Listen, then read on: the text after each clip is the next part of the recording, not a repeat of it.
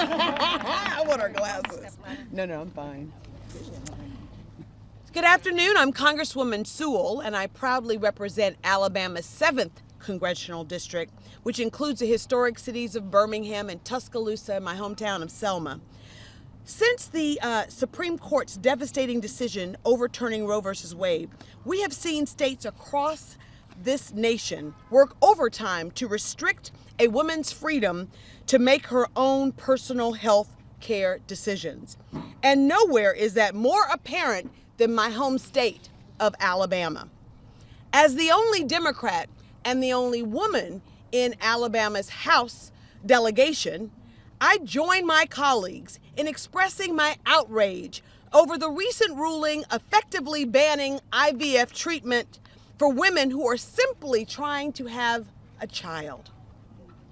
Not only is this decision alarming and unacceptable, but we are already seeing the chilling effect as clinics cut off fertility treatments in fear of prosecution.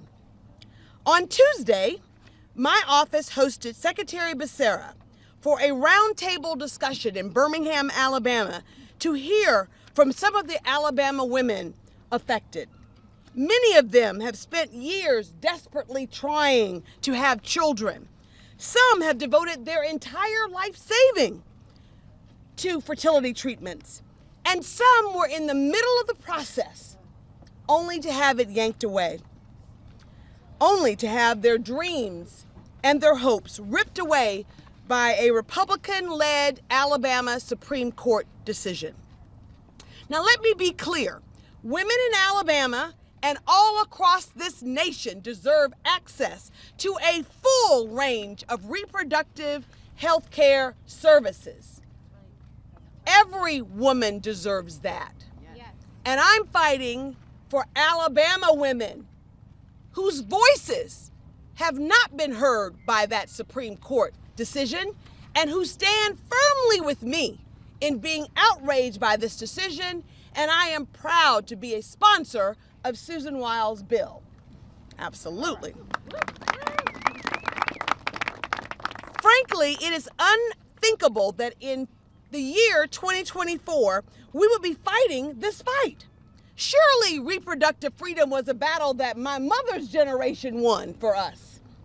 But everywhere we look, old battles have become new again, against extremists working to erode our hard-fought rights and freedoms and roll back our progress. Efforts by Republicans to criminalize reproductive health care are on full display. And make no mistake, while some of our colleagues across the aisle have attempted to backtrack, the role that the Republican officials have been playing in creating this nightmare should not be lost on any of us. As we speak, women in Alabama are protesting the State House, asking for their reproductive freedoms and asking not only for an exception for IVF, but making sure that all range of reproductive health services are available to them. I stand with them. We stand with them. It was Donald Trump himself who handpicked 3 Supreme Court justices with the full intention of overturning Roe v. Wade. And even now, as my colleagues have said, 125 House Republicans, including Speaker Johnson himself, are currently co-sponsoring the legislation that would effectively ban IVF nationwide.